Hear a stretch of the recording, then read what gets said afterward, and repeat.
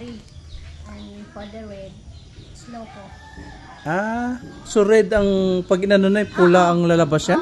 Yung kanya dito sir, Yung bark na, yung ano na. Tapos yung root niya. Yes. Ito, paano naging black yan? Pakuluin namin yan sa malaking kaldero, yung mainit na tubig. Kulo. 3 to 4 days. Tagal. Tapos ito na yung kulay na to? Yan na ang kalabasan. Ito yung black, red. Ito, natural color lang to. Isa. Galing. So 1,000 isang metro. So 3 feet lang yan, no? Ay, kalating, ganyan di pa. Ay, okay. Kasi 1,000 po yan. So anong nagagamit yan? Damit? Pwede ba paintingan yan?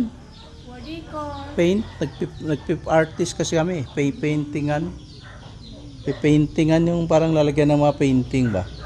I-display. Pwede siguro. Hindi sigurado.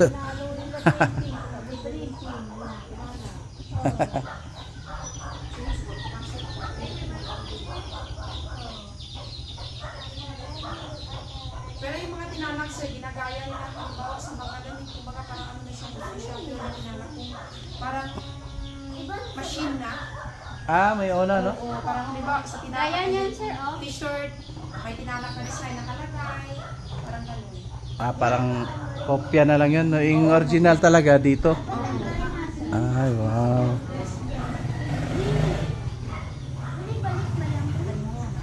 Ano yung boy laang dulay? Ano yung boy? B.O. Anong ano? Boy means princess po siya ng mga Tiboli tribe.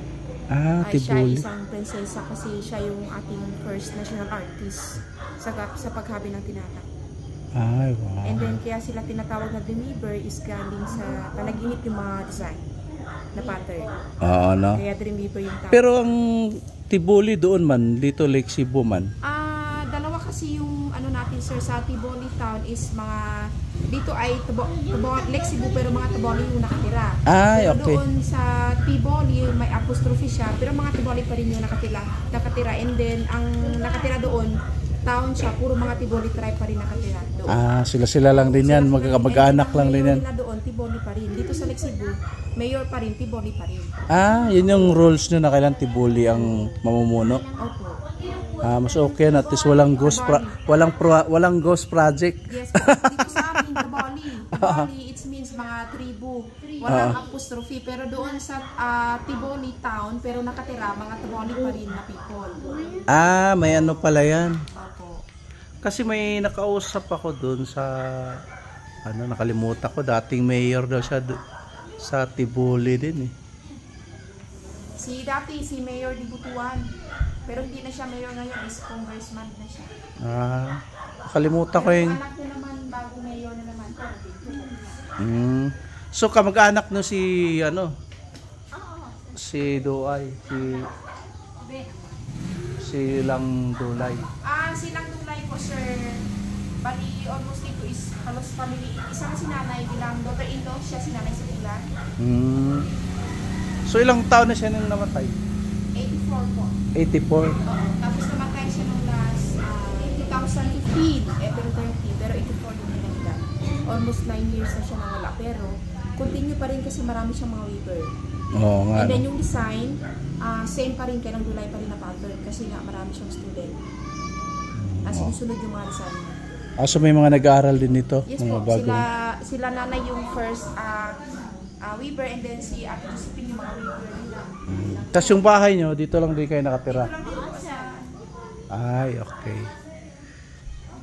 Lang Dulay. Yung Dulay, ano yun? Apelido niya? Sir. Apelido niya? Pangalan niya. Pangalan niya.